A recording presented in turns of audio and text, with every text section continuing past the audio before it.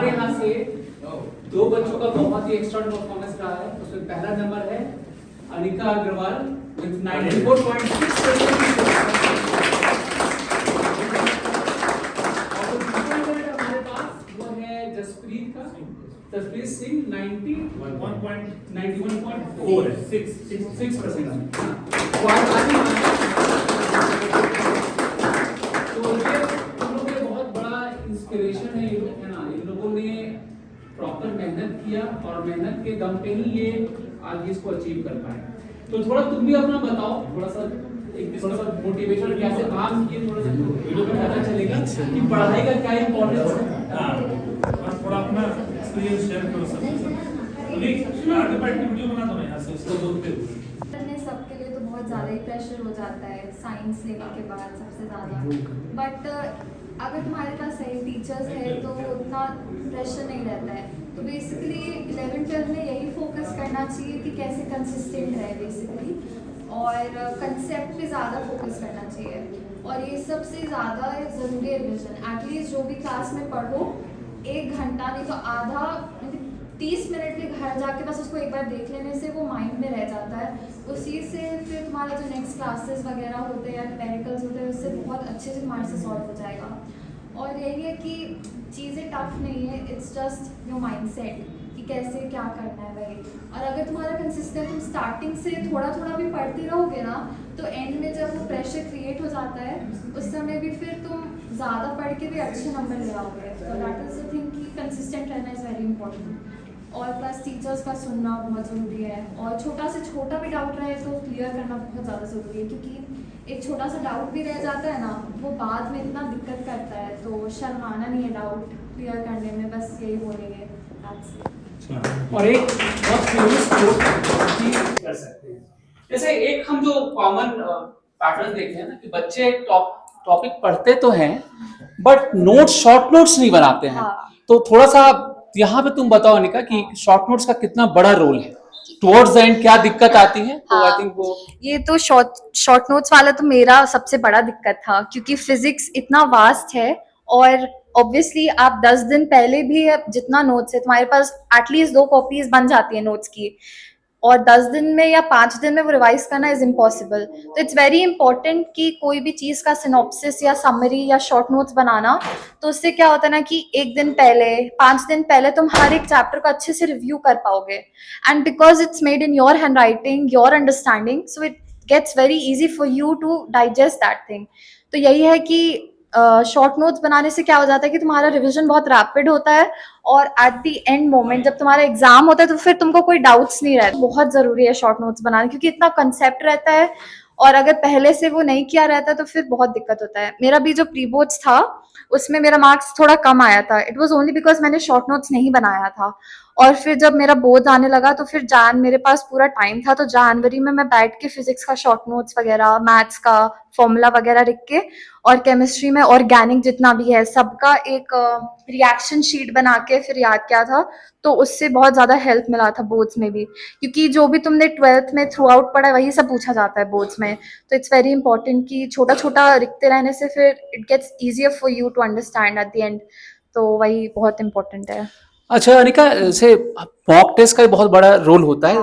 बहुतों को ये नहीं पता होता है कि मॉक टेस्ट को हम लोग को किस तरीके से मैक्सिमम उसको यूटिलाइज कर सके, यहाँ कहाँ गलती होती है और क्या करेक्शन करना चाहिए उसमें। तो मेरा भी खुद 11th में मैंने मॉक टेस्ट, मैं सोचती थी कि पढ़ लिया ठीक है हो जाएगा, बट टेस्ट देना इसलिए जरूरी है क्योंकि तुमको तो लगता है कि तुमको सब आता है, पढ़ने के बाद एटलीस्ट थोड़ा सा तो लगता है ना कि कॉन्फिडेंस आ जाता है कि हाँ हाँ ये पता है। बट जब तक तुम टेस्ट वगैरह नहीं दोगे तब तक तुमको एक्चुअल रियलिटी नहीं पता चलती है कि कहाँ गलत हो रहा है। तुमको ऊपर ऊपर वो कॉन्सेप्ट भले ही समझ में आ गया, बट उसमें एक ऐसा न्यूमेरिकल होगा, ऐसा एक क्वेश्चन होगा जो वो थोड़ा सा एप्लीकेशन मांगेगा वो कॉन्सेप्ट का। तो जब तक तुम टेस्ट रेगुलरली नहीं दोगे तब तक तुमको समझ में नहीं आएगा। तो थ्रू आउट 12 में टेस्ट देने से बहुत ज्यादा पता चलता है कि कहाँ इम्प्रूवमेंट जरूरी है, और टेस्ट देने के बाद ये जरूरी है कि तुम वो घर जाके रिव्यू करो कि कहाँ गलती हुआ। और जैसे कि मान लो तुम्हारे एक कॉन्सेप्ट में गलती हुआ, वो घर जाके उसको दोबारा 2 बार पढ़ोगे ना तो वो जो तुम्हारा स्ट्रॉन्ग कॉन्सेप्ट है उससे ज्यादा स्ट्रॉन्ग वो कॉन्सेप्ट हो जाएगा। तो बहुत जरूरी है कि एनालाइज करना, और रेगुलरली तुमको नहीं भी पढ़ा हुआ है तो भी जाके टेस्ट दो। टेस्ट देना इज इम्पोर्टेंट, क्योंकि वो तुम्हारा माइंडसेट भी बनता है वो टेस्ट देने से। और फिर एक बार फिर तुम टेस्ट देना छोड़ोगे तो बार बार तुम्हारा वही एप्टीट्यूड रहेगा कि टेस्ट देना छोड़ देते हैं वगैरह। तो it's very important you attempt, and उसका एनालिसिस करना बहुत ज़रूरी है अटेम्प्ट का। और जब क्वेश्चंस के लिए प्रिपेयर करते हो तो कॉन्सेप्ट्स और न्यूमेरिकल दोनों पे इक्वल बैलेंस देके करना चाहिए, उससे ज़्यादा अच्छा तुम्हारा रिजल्ट आता है टेस्ट में। और एक और क्वेश्चन है जो बहुत इंपॉर्टेंट है, there are moments of highs and lows during preparation, right? How do you handle that, right? That kind of anxiety, वो सब कैसे करते हो handle? Means throughout the journey तो हाइज एंड लोज तो चलते रहेगा, बट ये ज़रूरी है कि तुमको अभी लगता है, मान लो तुम्हारा टेस्ट में बहुत ख़राब आया, तुमसे पढ़ाई नहीं हो रहा है, तो इट्स इम्पॉर्टेंट कि तुम अपने आप को समझो ऐसा क्यों हो रहा है, एंड अपने आप पे ज़्यादा फोर्स नहीं करो कि, मतलब होता है ना, अपने आप को ज़्यादा ब्लेम नहीं करना चाहिए, what I am trying to say. And जब लोज रहेगा तो कोई बात नहीं, यू टेक अ ब्रेक, 1 घंटा 2 घंटा रिलैक्स करो, अपने आप को फोर्स मत करो कोई भी चीज़ के लिए। एंड जब 2-3 घंटे बाद तुमको लगे कि हाँ ठीक है, I am better, then you start slow. ऐसा नहीं कि जो तुम्हारा सबसे हार्ड चीज़ है उस पर चल जाओ, नहीं, जो तुमको अच्छा लगता है पढ़ना, जो तुमको ईजी लगता है वो स्टार्ट करो, तो उससे क्या होता है कि एक रिदम बन जाएगा तुम्हारा पढ़ने के लिए। तो that is what, and it's okay if you take a break. ये ज़रूरी है कि, मतलब मान लो तुमने 1 दिन का ब्रेक लिया, यही अगर तुम ये ब्रेक नहीं लोगे तो फिर तुम्हारा 5 दिन 6 दिन 7 दिन बर्बाद हो जाएगा। तो ये ज़रूरी है कि तुम अपने इमोशनल स्टेट को समझो कि कहाँ गड़बड़ हो रहा है तुम्हारा, and you give your self time. It's very important कि तुम अपने आप को समझ के अपने आप को टाइम दो। कोई बात नहीं, नहीं होता है, सबसे नहीं होता है, इट्स ओके। तो ब्रेक लेना बहुत ज़रूरी है उसमें। And then also go out a bit, थोड़ा सा दोस्तों से मिलो, थोड़ा सा बात करो किसी से, अपनी फीलिंग शेयर करो, तो उससे भी बहुत अच्छा लगता है, is what I am going to say. Thank you so much. कुछ अगर क्वेश्चन है तो लोग पूछ सकते हो, एनीवन? तुम लोग इन पर्टिकुलर जो 12th में हो यार, तुम लोग तो पूछो। पूछो, तुम्हारी स्कूल क्या है सर? डीपीएस। हाँ, मेरा तो मेन एक क्वेश्चन है कि जैसे प्री बोर्ड के टाइम में बहुत वो प्रेशर रहता है पढ़ाई का, तो उसमें कम ज्यादा होते रहता है क्वेश्चंस, जैसे प्रैक्टिस भी करो फिर भी क्वेश्चन का लेवल बहुत प्री बोर्ड का डिफिकल्ट रहता है, तो उसके लिए मेनली प्रैक्टिस किधर से करें? ठीक है। तो डीपीएस का तो पहले हवा बना हुआ है, वो लोग जानबूझ के तुम्हारा पेपर टफ बनाता है। सर लोग से भी पूछो, हम आके रोते थे, सर कैसा पेपर दे दिया ये, तो वो तो रहता है। और अभी तुम्हारा क्वालिफाइंग हुआ होगा, अभी होगा नहीं हुआ अभी? अच्छा, तो क्वालिफाइंग में भी रहता है, तो हम बोलेंगे कि क्वालिफाइंग से तुम पढ़ना चालू कर दो, तो उसी के बेसिस पे रहता है। और हार्ड क्वेश्चन रहता है ऐसा कुछ नहीं है, वो लोग जानबूझ के करता है, तो इतना मत सोचो प्री बोर्ड्स के बारे में अभी। और जैसे फिजिक्स के लिए ऐसा लौड़ा बहुत अच्छी बुक है, उसका तुम एग्जाम्पल्स ही बस सॉल्व कर लो, न्यूमेरिकल जो एक्स्ट्रा न्यूमेरिकल्स रहता है ना वो मत करो, बस एग्जाम्पल्स कर लो, तो उसी से मेजोरिटी आता है। एग्जाम्पल्स भी कर लोगे, एक एक चैप्टर में हमारा 80 to 90 एग्जाम्पल्स है, वो भी कर लोगे ना थोड़ा एवरी डे या समथिंग करके, तो वो हो जाएगा। मैथ्स के लिए तो फॉर डीपीएस स्पेसिफिकली मैं बोलूंगी आर डी शर्मा बनाओ, बट अगर नहीं हो रहा है तो R S Agarwal, you can stick to R S Agarwal, वो अच्छा है। केमिस्ट्री के लिए तो ऑल इन वन ले लो उठा के केमिस्ट्री तो ऑल इन वन बहुत अच्छी बुक है।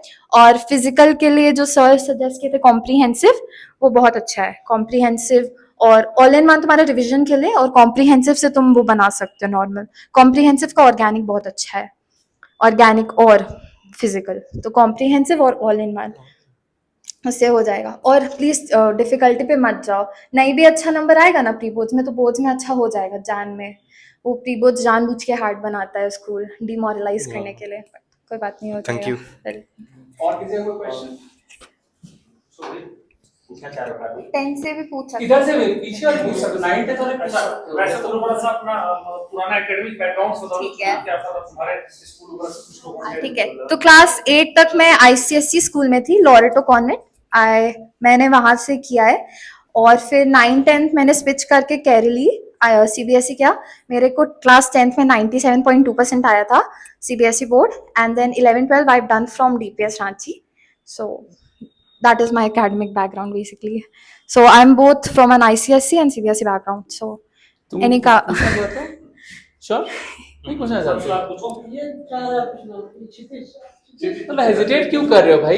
कोई बात नहीं, कोई बात होना नहीं। चाहिए, पूछना चाहिए। हेजिटेट का पूछने का मन तो कर रहा होगा, लेकिन सोचा चलो यार पीस कोई नहीं मारते पूछा हैं। तो आप क्यों पूछेंगे? वैसे एक बात हम इसका जो परसेंटेज अभी हम देख रहे थे प्रभात को नहीं शुरू हुआ, जो कराची के 50% स्कूल के टॉपर्स का जो है इसके बराबर परसेंटेज है, इतना अच्छा इसका परसेंटेज आया, मतलब कम से कम 50% स्कूल्स का जो है टॉपर्स का जो है उतना नहीं है, इतना अच्छा इसका परसेंटेज आया है।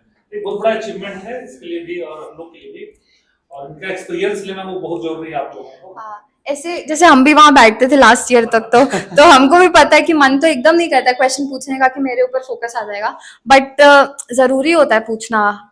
कीपिंग योर, मतलब होता है ना वो डर को अलग हटके पूछना जरूरी होता है, क्योंकि तुमको कौन जानेगा 2 साल बाद तुम यहाँ पे रहोगे बाहर रहोगे, nobody cares. So it's important कि तुम इस मूवमेंट को लिव करो और क्वेश्चंस पूछो, बिकॉज वही तुमको हेल्प करेगा बाद में। तो इट्स वेरी, अगर है तो यहाँ पर एक बहुत इम्पोर्टेंट, अनिका जो बोली उसको बस ऐड करना चाहते हैं। होता क्या है ना कि क्लास में कुछ ऐसे स्टूडेंट होते हैं जैसे कुछ बताया हो तो एक बार में आ जाता है समझ, दे आर क्विक लर्नर्स, है ना। कुछ लोग क्या होते हैं ना कि भाई वो कोई नहीं पूछ रहा तो हम भी नहीं पूछेंगे। ऑनेस्ट होना बहुत जरूरी है। अगर नहीं आता और हम लोग सपोर्टिव हैं तो पूछना चाहिए, ठीक है। एक बार बताना पड़े, 2 बार बताना, वो इम्पोर्टेंट है रादर कि हम अपना एक फॉल्स इमेज बनाएं। क्योंकि भाई देखो, everybody is built very different, हाँ। You can not compare yourself with others. ये जानना बहुत जरूरी है, क्योंकि अगर कुछ कुछ का इतना लक अच्छा होता है ना, लिटरली हम बता रहे हैं 2 दिन पहले वो लोग पढ़ के 90% ले आते हैं, और कुछ लोग ऐसे होते हैं जो 20 दिन से पढ़े फिर भी 90 नहीं आता है। तो इट डिपेंड्स ऑन एवरीबडीज किसका अंडरस्टैंडिंग लेवल कैसा है। तो फिर यू शुड नॉट कंपेयर कि कौन कैसा है, अपने आप पे फोकस करो, बस यही है।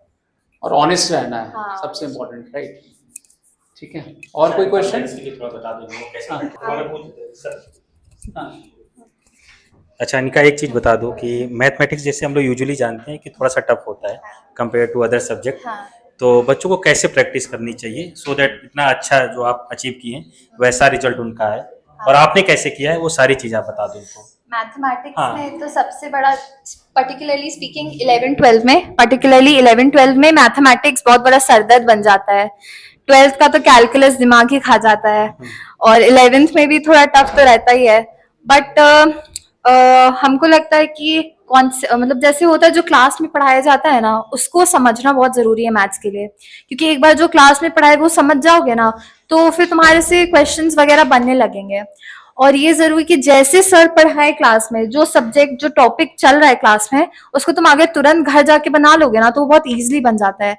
तो वही फोकस करना है कि मैथ्स में स्पेसिफिकली कि कुछ ना कुछ न्यूमेरिकल डेली बनाते रहना है, और ट्राई करना है कि रिलेटेड टॉपिक से बनाए, क्योंकि वो ज्यादा जल्दी बनता है।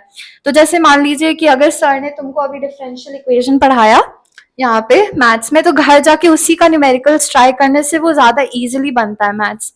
और मैथ्स के लिए है कि प्रैक्टिस करना बहुत जरूरी है। ऐसे मेंटल मैथ्स नहीं चलता है। मैंने भी बहुत ट्राई किया मेंटली मैथ्स बनाने का, बट नहीं, वो नहीं चलेगा। रिटन जितना ज्यादा तुम प्रैक्टिस करोगे ना, लिख लिख के मैथ्स में बेसिकली, क्योंकि छोटा सिली मिस्टेक्स की वजह से मार्क्स कटता है। थोड़ा सा डी इधर हो गया, मतलब थोड़ा सा जो 1-2 सिली मिस्टेक की वजह से मार्क्स ज्यादा कटता है मैथ्स में। तो ये इंपॉर्टेंट है कि तुम रिख रिख के प्रैक्टिस करो, और डेली कुछ ना कुछ सम्स बनाते रहो मैथ्स का। और जो क्लास में टॉपिक्स चल रहे हैं, ट्राई करो कि जो फ्रेश टॉपिक चल रहा है क्लास में, उसमें ज्यादा फोकस करने। जो 15 दिन 20 दिन हो गया और तुमने उसका न्यूमेरिकल नहीं बनाया है, तो एट द मोमेंट उसको थोड़ा सा रुक जाओ, जो क्लास में हो रहा है उसको पहले कर लो, और जो वीकेंड्स मिलता है फिर उसमें सर से थोड़ा